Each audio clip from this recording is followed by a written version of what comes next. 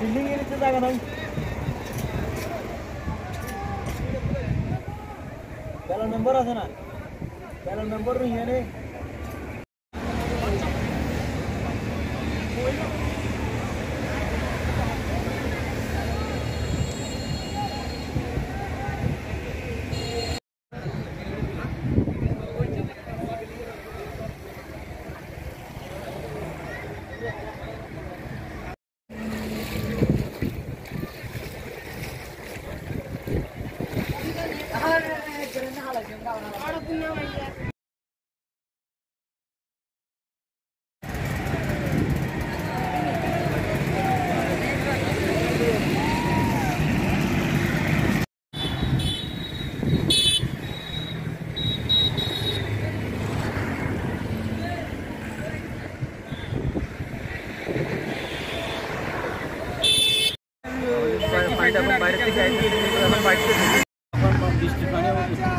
বৃষ্টির পানি নেই এখন পানি আপনি বাইকতেছে নদীর পানিগুলো অনেক বাড়তেছে কিরকম কি আর বাড়ছে এই সকাল থেকে ফজরের পর থেকে এখন এই প্রায় 1 হাতের উপর বাড়ছে করতে গেছে এই ভারতের পানিগুলো ভারতের বাইরের পানিগুলো যেতেছে এটা কোন জায়গা এটা সিলোনিয়া বাজার সিলোনিয়া হাই স্কুল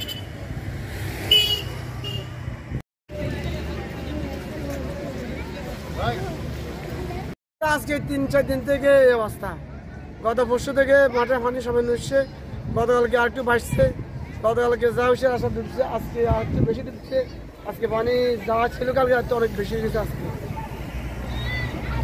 আর এখান থেকে যারা যাচ্ছে এরা ওই যে কেউ বেহরা করে যাচ্ছে কেউ হানি দিয়ে সাঁতার যাচ্ছে এই পানিগুলো কোন দিক থেকে আসতেছে এইটা কৃষি পানি অনেকে বলতেছে বৃষ্টির পানি কিছু আছে ইন্ডিয়ার পানি এই যে বাদশায় দিছে বাদশায় দেওয়ার কারণে পানিগুলো ফেলা দিচ্ছে বাংলাদেশের দিকে এই পানিগুলোর কারণে এই পানি জল বাড়ি গেছে এখানে কি পরিমাণ বাড়ি ডুবে দিচ্ছে প্রায় এলাকা ডুবে গেছে কোনো বাদ নেই আর এখানে যে হাই স্কুলের 2তলা 3তলা 4তলা ব্লক আমরা প্রাইমারি স্কুলে 2তলা 3তলা ব্লক করছি মাদ্রাসার 2তলা ব্লক করে দেখছি আশেপাশে আরো কিছু বিল্ডিং আছে আশেপাশে এগুলো ঠিক ইয়া করে দিচ্ছি সব মানুষ হ্যাঁ আবার আমাদের ভিতরে স্কুলগুলোতে ব্লক করছি লোক ব্লক করছি ওই মুগলাবাদ স্কুলে ব্লক করছি নিয়াজপুর স্কুলে ব্লক করছি লোক দিয়েছে আলামপুরে 50 ফ্যামিলি আছে স্কুলের ভিতরে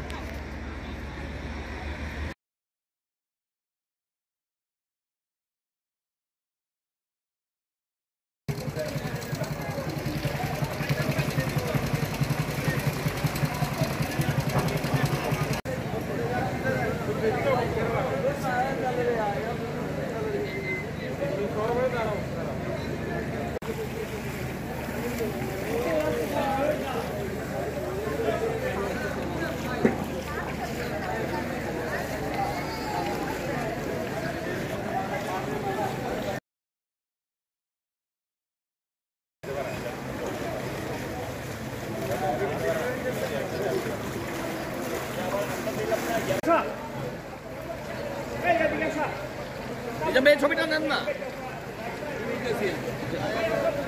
তুলে ফেলতেছে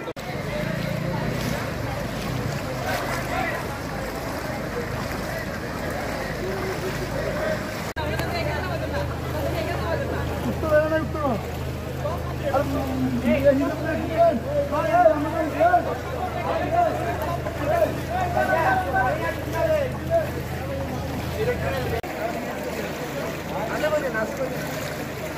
ভোট যাবে না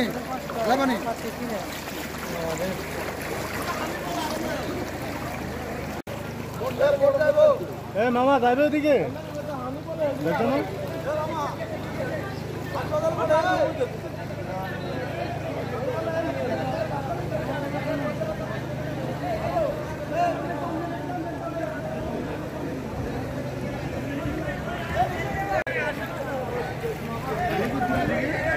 এইটুকু নাকি আরো বেশি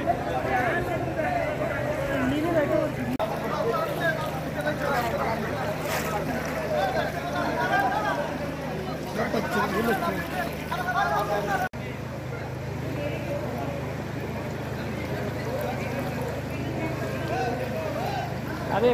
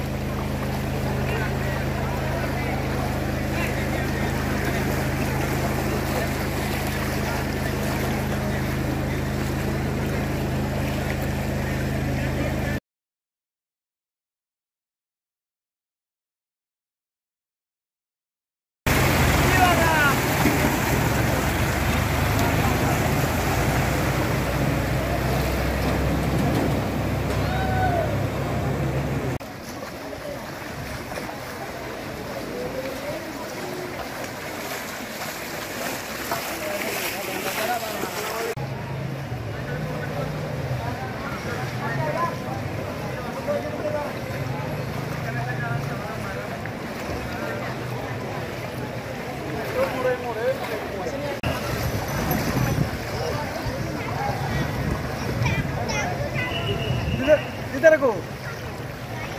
Yung ko.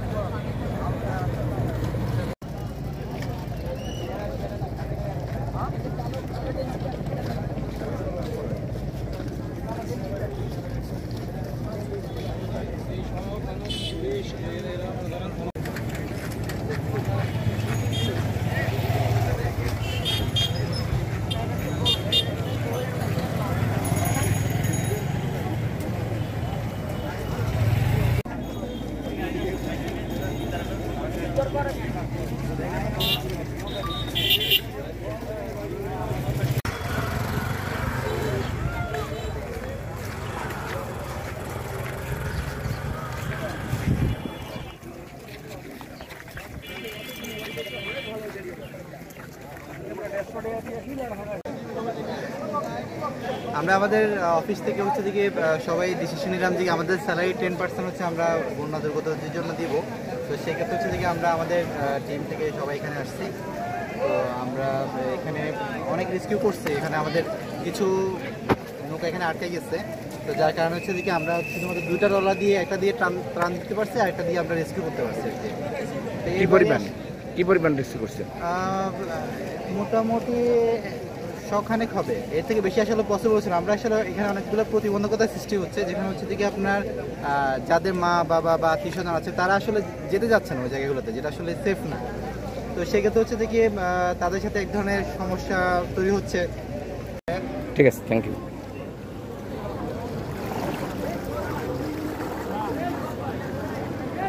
হ্যালো,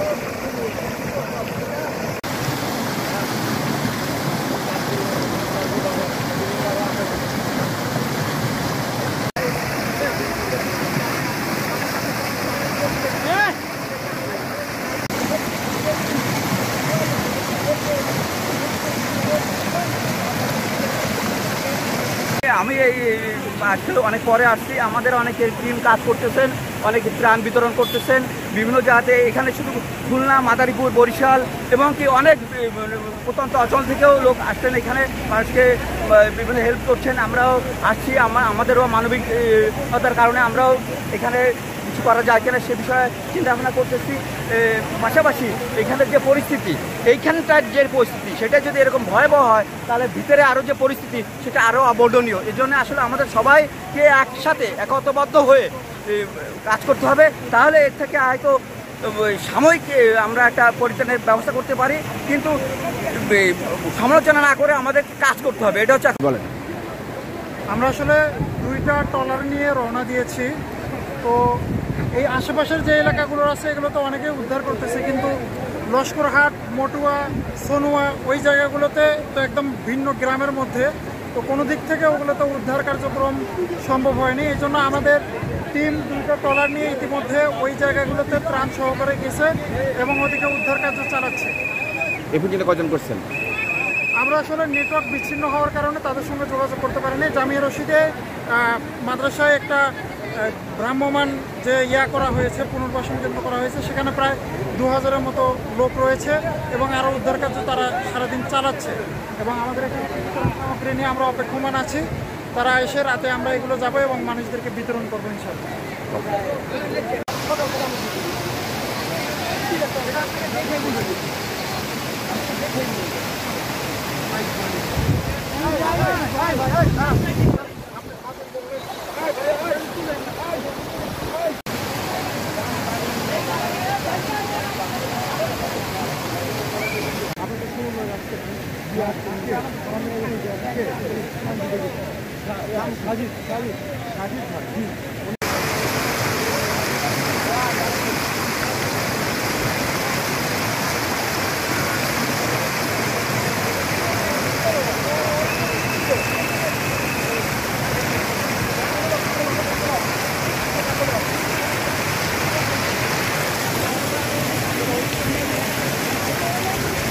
জানালেন